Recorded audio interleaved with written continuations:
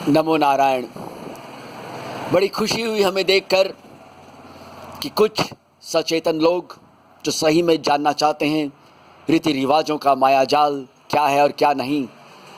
देखिए, मानना न मानना, पालन करना या न करना और बात है, कम से कम लोगों को संदेश तो मिले, लोगों को जानकारी तो मिले कि सही में सही क्या हो है और क्या होना चाहिए। और क्यों नहीं हम धर्मशास्त्रों पर चर्चा कर सकते हैं? हम बिल्कुल कर सकते हैं। नारायण, हमें अधिकार है, वैदिक वांग्मय ने हमें सबको दिया है, विवेक रूपी गुरु हम सबके अंदर है। तो आइए आज इस दूसरी कड़ी में हम देखेंगे उन चीज़ों को जो हम बड़े प्रेम से धर्म के नाम पर करते आ रहे हैं युग युगों से और दुख भी भोग रहे हैं। उनमें से एक है रावण के पुतले का दहन। बड़े तामझाम से किया जाता है। करोड़ों रुपया का चूरमा होता है, यानी खर्च होता है हर साल। देखिए, पुतला और शव दोनों ही प्राणहीन हैं। अब जरा ध्यान दे के सुने इस उदाहरण को, क्योंकि क्रम से सुनेंगे और समझेंगे तभी बात समझ में आएगी, नहीं तो नहीं पकड़ में आएगी चीज़। देखिए, एक तरफ शव एक व्यक्ति का, दूसरी तरफ एक पुतला रावण का। दोनों ही प्राणहीन हैं। दोनों को सजाया जाता है, शव को ऊपर से और पुतले को अंदर से। आतिशबाजी है तो रंग रोगन है, कोई ऊपर से भी लगाते हैं और सब कुछ तामझाम रहता है। दोनों के साथ में लोगों की भीड़ रहती है, चाहे भले मन से हो या ना हो, भीड़ जरूर रहती है। जलाया दोनों को ही जाता है। विधि अलग है तो क्या हुआ, जलाया तो जाता है ना। यहाँ पर देखिए, अपने को सामान्य अधिकरण देखना है कि समानता क्या क्या है, कि दोनों ही पुतले हैं एक तरह से, दोनों ही प्राणहीन हैं, ठीक। दोनों को सजाया जाता है, दोनों के साथ में लोग भी रहते हैं। तो पुतले या शव को जलाने का काम कौन करता है नारायण? या तो शमशान का चौकीदार करेगा, या उस शव के नाते रिश्तेदार करेंगे। तो हम एक तरफ नाम राम का लेते हैं, पुतला रावण का जलाते हैं। तो सही में क्या अपने आप को प्रमाणित कर रहे हैं नारायण? ना ना ना, नाराज मत होइए, चौंकिए मत, भड़किए मत। जरा सोचिए, हम कर क्या रहे हैं? अपने घर की कोई बहन या बेटी प्रेम विवाह कर ले किसी दूसरी जात बिरादरी में, तो हम क्या करते? सबसे पहले उसको विधवा बनाते हैं, है कि नहीं? और रावण ने भी अपनी बहन शूर्पणखा को विधवा बनाया था। ऑनर किलिंग के एक दो नहीं नारायण, सैकड़ों मुकदमे हैं हर राज्य में। सुप्रीम कोर्ट तक, उच्चतम न्यायालय तक ने इस पर नाराजगी जाहिर की है। क्यों नारायण? अब हम सबकी बोलती बंद होती जा रही है कि नहीं धीरे धीरे? कि बात तो सही है भैया, कि ऑनर किलिंग के नाम पर हम ये कर रहे हैं। हम माता रुक्मणी के प्रेम विवाह को स्वीकार करते हैं, पर अपने घर की बहन बेटी का प्रेम विवाह जल्दी से स्वीकार नहीं हो पाता। शहरों में तो अब भी हो रहा है, पर फिर भी लोग हजम नहीं कर पा रहे ठीक से। एक पिता ने एक व्यंग कसा अपने ससुर के ऊपर कि उस ससुर ने अपनी बेटी का प्रेम विवाह स्वीकार कर लिया था। तो दामाद ने कहा, तथाकथित दामाद ने, जमाई ने, कि अगर मेरी बेटी ऐसा करती तो मैं उसको घर में घुसने नहीं देता। बात सही है। और हुआ ये, भगवान की कृपा समझिए, जो भी समझिए, कि उनके खुद के बेटे ने प्रेम विवाह कर लिया दूसरी जात में। अब वो क्या करे? बेटी को तो ना घर में घुसाए तो चलेगा, पर बेटे को तो घुसाना पड़ेगा ना। अरे बेटा ना चाहिए कपाल क्रिया करने के लिए, और बेटी की उपयोगिता क्या है? अब वंश चलाना, ये चलाना, वो चलाना तो बात की बात है नारायण। सबसे बड़ी बात तो है कपाल क्रिया। कपाल क्रिया कौन करेगा? कौन पापों को धोने के लिए हरिद्वार जाएगा? तो साफ बात है, बेटे बहू को घुसाना ही था। तो ये है हमारी दो मुहा नीति, जो हम बड़े प्रेम से लागू करते हैं और इतराते हैं कि ये हमारी भारतीय संस्कृति। और देखिए, रावण का पुतला जलाना या सत्यनारायण व्रत की कथा, ये दो चीज़ें ऐसी हैं जो घर घर में अशांति पैदा कर रही है। आप देख लीजिए, आप ये मत सोचिए कि अक्षय चैतन्य आपको भड़का रहा है। अरे वो क्या भड़काएगा नारायण? जो भड़काने वाले हैं वो तो अपना खेल बड़े प्रेम से कर चुके हैं और हम सब उसमें बह रहे हैं। हम तो सिर्फ प्रयास कर रहे हैं नारायण, आपके साथ बातचीत करके कि कुछ हम भी सोच समझ सकें, अपने विवेक रूपी नेत्रों का प्रयोग कर सकें। कम से कम पुतले जलाने के नाम पर एक व्यर्थ की परंपरा को न चलाएं। अब आप कहेंगे कि नहीं, ये तो बुराई के नाम पर किया जाता है, बुराई पर अच्छाई का विजय का प्रतीक है, रामलीला का त्यौहार और रावण का पुतला दहन। ये सब नारायण बचकानी बातें कब तक करते रहेंगे आप? अरे कब बड़े होंगे ये तो बताओ। क्या हमेशा शिशु बन के रहना ही आपने ठान लिया है, प्रण ले लिया है कि नहीं हम तो बच्चे ही रहेंगे? पुतला और शव कौन कौन जलाता है? हम बार वापस दोहरा रहे हैं, क्या तो शमशान का चौकीदार ठीक, या फिर नाते रिश्तेदार? क्योंकि हम तो काम तो रावण का ही कर रहे हैं, भेदभाव बढ़ा रहे हैं, हम भाव पाल रहे हैं, जात बिरादरी का नारा लगा रहे हैं, कहीं भाषावाद, कहीं जातिवाद, कहीं प्रांतीयवाद, कहीं वर्णवाद, कोई ना कोई वाद लेके हम उखड़ते हैं, उछलते हैं, कूदते हैं। अपने पाखंडी गुरु तक को भगवान मानते हैं, है कि नहीं? क्या है ये सब नारायण, क्या है? और जो अगर प्रथाओं पर अगर हम ध्यान दें तो आज उस प्रथम वीडियो के बाद में कुछ ऐसे संदेश भी आए ईमेल सबके द्वारा कि आप इस विषय पर बोलिए, कि सिंदूर के विषय पर। हम बोले देखो भैया ऐसा है, क्योंकि वो वीडियो हमको भी देखना पड़ा, क्योंकि वो एक धारणा है कि भाई सिंदूर इस ढंग से लगाए तो पति की उम्र लंबी होती है, उस ढंग से लगाए तो पति की उम्र कम हो जाती है। अरे भाई मेरे, ठीक है ऐसी बातें लिखी हैं, पर ये तो बताओ कि जहाँ की माताएं सिंदूर नहीं लगाती उनके पति जिंदा कैसे रह जाते हैं? नहीं कुछ और लगाती होंगी। अरे नारायण, कब तक आप एक झूठी परंपरा को ढोते रहोगे, उसको महिमा मंडित करते रहोगे, उस पर एक दो नहीं दसियों वीडियो बनाते रहोगे? एक चैनल वाले से तो कुछ नोकझोंक हो गई इस बात को लेकर, हम तो जल्दी से कुछ किसी पर डायरेक्ट हम आजकल सीधे सीधे कमेंट नहीं करते, पर कुछ लोगों ने कहा कि नहीं आप कुछ करिए, क्योंकि कुछ संप्रदायों की हिम्मत बहुत बढ़ गई है, एक दो नहीं सैकड़ों वीडियोस अपलोड हो गए हैं, संसाधनों के बल पर तैयार किए गए, चटकीले रंगों के द्वारा, दृश्यों के द्वारा, और जो मन में आए सो कहा जा रहा है।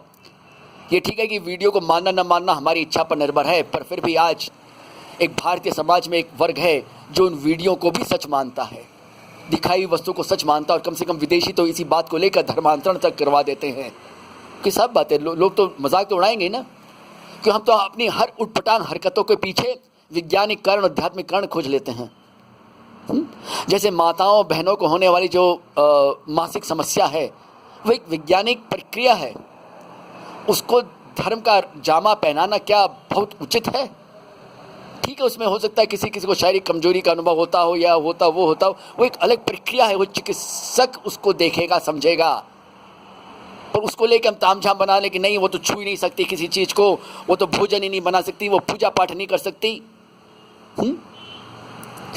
अरे नारायण, कब तक हम ये सब ढकोसले करते रहेंगे? कब तक हम ये सब मानते रहेंगे? होता यह है कि लोग जानना चाहते हैं, समझना चाहते हैं चीज़ों को, और फिर कहते हैं अक्षय जी बात तो आप ठीक कह रहे हो, पर देखो हमें तो समाज के बीच में रहना है तो मानना तो पड़ेगा ही। हम बोले वाह भैया, मानो आप अपनी सेवा करो, हम अपनी सेवा कर रहे हैं, उसमें कोई दोष नहीं है, नैशा दोष है। अब सिंदूर लगाओ चाहे न लगाओ, ऐसे लगाओ चाहे वैसे लगाओ, क्या फर्क पड़ जाएगा? अब देखो, अब आप ये जो परंपराएं हैं किसी भी रूप में हो, उनको पालन न पालन करना तो व्यक्ति के ऊपर निर्भर है, पर उनको जब हम पूरे समाज पर लादना चाहते हैं और एक सार्वभौमिक दृष्टि पैदा करना चाहते हैं, तो हमें उन सिद्धांतों का आश्रय लेना पड़ेगा जिसके द्वारा ये जांच की जा सके कि कौन सी माननी चाहिए कौन सी नहीं। अब ऐसी ऐसी संस्थाएं हैं, ऐसे ऐसे संप्रदाय हैं जो पुराणों से नफरत करते हैं, गीता तक को प्रमाण नहीं मानते, ठीक, कर्म कांड को बकवास मानते हैं, मूर्ति पूजा का विरोध करते हैं, और पर अपने द्वारा समर्थित जो पाखंड हैं उसको महिमा मंडित किए बिना नहीं मानते। अब आप सोचिए, अब भगवत गीता में तो प्राण अपान जो श्वसन क्रिया है उसको भी उचित मानते हैं, यज्ञ मानते हैं। गीता के समर्थक पर ऐसे लोग जो गीता को प्रमाण नहीं मानते, उनके तो हवन का मतलब वही है कि 4 ईंट बैठा ली और ओम स्वा कर दिया, बस जय जय सियाराम हो गया। उसके बाद में हम चाहे राग पालें, चाहे द्वेष पालें, चाहे हिंसा प्रतिहिंसा पालें, सब चलता है। मतलब क्या कि वैदिक वाङ्मय की व्याख्या तक हमने अपने मापदंडों पर तय की है। हम वेद को माता तो मानते हैं, पर साथ में यह भी नियम बना देते हैं कि माता रानी आज कौन से रंग की साड़ी पहनेगी या कौन से रंग की चुड़िया पहनेगी या कौन से रंग की बिंदिया लगाएंगी, ये हम तय करेंगे। वाह रे वाह, वो हमारी माँ है कि हम उसके माँ बाप हैं। हम ये भूल जाते हैं नारायण। रीति रिवाजों का ये जो जाल है, जंजाल है, हाँ, ये सुलझना चाहिए। देखिए, पहल किसी न किसी को तो करनी पड़ेगी, कोई तो आगे आए। ये तो क्या कारण है कि और सब जो लोग कर रहे हैं वो कैसे कर रहे हैं बिना आपके रीति रिवाजों को माने? उनकी भी तो बढ़ोतरी हो रही है। फिर एक जगह कहा गया कि भाई अपनी श्रद्धा है, विश्वास है, अगर हमारे यहाँ ऐसी मान्यता है तो है, आप माने चाहे न माने आपकी मर्जी। ठीक है, माने ना माने आपकी मर्जी, बात आप सही कर रहे हो, पर आप महिमा मंडित किसको कर रहे हो? अब तमाम यूट्यूबों के माध्यम से, धारावाहिकों के माध्यम से, पाठ्यक्रमों के माध्यम से क्या चीज़ पढ़ा रहे हो बार बार? देखिए, बड़ी कूटनीति है इसमें। एक तरफ हम कह देते यथेच्छित तथा कुरु, तुम्हारी जैसी इच्छा हो वैसा करो, पर हम चाहते क्या है कि आगला मेरी ही बात माने। हाँ, आगला अपने ज्ञान का, अपने विवेक का प्रयोग ना करे। इसलिए हमने क्या प्रचलित कर दिया समाज में कि पढ़ना पढ़ाना सब बेकार है, व्यर्थ की बातें। देखो, संत कबीरदास जी भी कहे गए, पोथी पढ़ पढ़ जग मुआ, पंडित भया ना कोई, ढाई आकर प्रेम का, पढ़े सो पंडित होए। अरे तो क्या सोचो अनपढ़ थे क्या? उन्होंने ये कहा था कि गुरुगिरी करने वाली जो पढ़ाई है उससे दूर रहो। नहीं तो नारायण, इतने शास्त्रों की फिर आवश्यकता क्या थी? इतने ज्ञान की फिर आवश्यकता क्या है? फिर ये बताओ।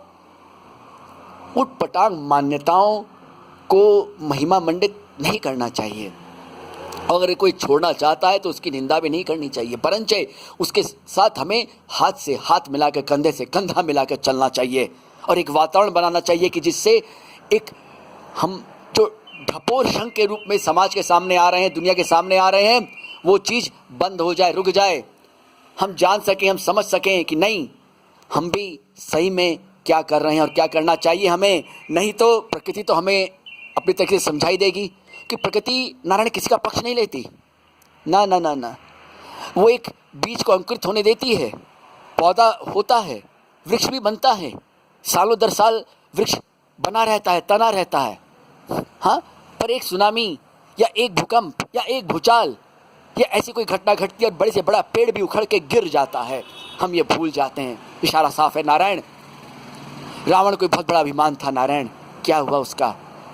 वंश तक निर्वंश हो गया, क्योंकि उसने अभिमान किया था, आचरण कुछ और कर रहा था। वो शिष्यता का प्रतीक क्या नहीं था? आयुर्वेद पर लिखी 3 पुस्तकें हैं, ज्योतिष पे लिखी पुस्तक है, 10 स्तोत्र है उसके लिखे हुए, पर हम आज उसके लिए उसको याद नहीं करते। उसने वेद पर भी भाष्य लिखा था, ऐसा विद्वान था वो, और उसका हम पुतला जलाते हैं बुराई पर अच्छाई की विजय दिखलाने हेतु। जलाइए, शौक से जलाइए अब आप, पर ये जान लीजिए कि हम वंशज किसके बन रहे हैं, हम सही में क्या कर रहे हैं।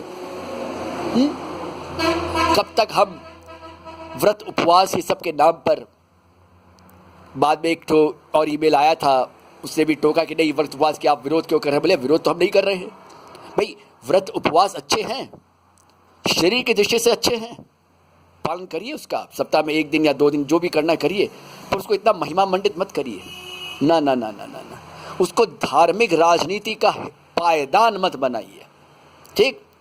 और दूसरी मजेदारी वाली बात यह है नारायण कि एक जगह एक परिचित ने कहा कि भी देखो, बड़ी मजेदारी बात होती है समाज में कि हम उपवास के नाम पर पेट को तो आराम देते हैं, पर हृदय को आराम नहीं देते। हम लोग क्या कर रहे हो, क्या बात कर रहे हो नारायण, होश में बात करो।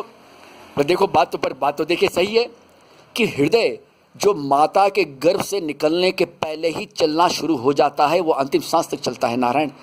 उसको हम आराम देने की सोच ही नहीं सकते, सपने में भी उस पर दबाव पे दबाव हम डाले जाते हैं। इशारा तो आप समझ ही गए होंगे। आप लोग तो समझदार हैं, विद्वान हैं नारायण, और आज आप लोग के माध्यम से हम अपने आप को समझ रहे हैं, अपने आप को जांच रहे हैं, परख रहे हैं, कसौटी पर कस रहे हैं। कुछ यही मौका हमें आप देते रहिए ताकि हम सावधान होते रहें। कम से कम अपने रीति रिवाजों के नाम पर बेकार की चीज़ों को तो हम आगे ना बढ़ाएं, उन पर लिखे हुए ग्रंथों को तो महिमा मंडित ना करें जीवन में, कि जैसे हमने महिमा मंडित कर रखा है अद्भुत रामायण को। ये आपके ऋषिकेश, नोएडा, दिल्ली से लेकर आपके चंडीगढ़ तक जाती है ये पुस्तक के समर्थकों की लाइन। क्या लिखा है उसमें? राम और सीता को एक अलग अलग इकाई के रूप में प्रस्तुत किया गया है। वहाँ माता जानकी कहती हैं कि सब कुछ तो मेरा किया दिया है, कि करा धरा है, तुम लोग राम जी का नाम लेते हो। वाह भाई वाह, हम लोग खुद तो मिलकर रह नहीं सकते और राम और सीता को भी अलग कर दिया। वाह भाई वाह, वाह रे शिक्षा। इसे कहते हैं बौद्धिक आतंकवाद, जो ये के प्रकार चलता रहेगा। कब तक?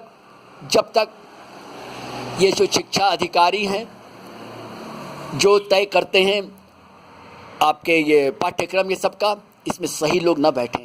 इसमें कौन बैठता है? उन संस्थाओं के बैठते हैं जो गीता को प्रमाण नहीं मानते, पुराणों की अच्छाइयों को अनदेखा करते हैं और शास्त्रों की मनमानी व्याख्याएं करते हैं। ठीक, अब ये मत सोचिए खाली वामपंथी, ना ना ना ना रहना, चाहे वामपंथी हो चाहे कोई पंथी हो, कोई कम नहीं है। अब आप समझ गए किस किस का हम नाम ले रहे हैं। नाम लेना क्या है, क्योंकि नाम लेने से शिकायत हो जाती है। तो ऐसे लोगों का अधिकार आज की तारीख में महाविद्यालय, विश्वविद्यालय से लेकर तमाम उन स्थानों पर है जो ये तय करते हैं कि क्या पढ़ाया जाना चाहिए और किन किन पुस्तकों को आगे बढ़ाया जाना चाहिए। कि हम भी तो साहित्य जगत में रह चुके हैं नारायण, लोग जानते हैं इस बात को।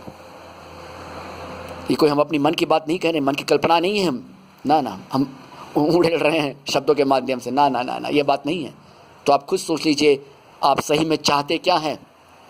हम क्यों नहीं आगे बढ़ सकते? क्यों नहीं हम सोच सकते, अपने आप पे विश्वास रख सकते कि हमारे अंतरकरण में दिव्यमान जो ज्योति है उसके सहारे हम आगे बढ़ें, जीना चुराएं? हाँ, हमने उसको तो ताले में बंद रख रखा है।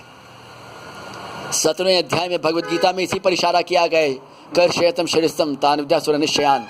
वे आसुरी वृत्ति वाले लोग हैं अर्जुन, जो अंतःकरण में दिव्यमान ज्योति को भूल जाते हैं, अनदेखा कर देते हैं। तो सही में हम असुर ही तो हैं।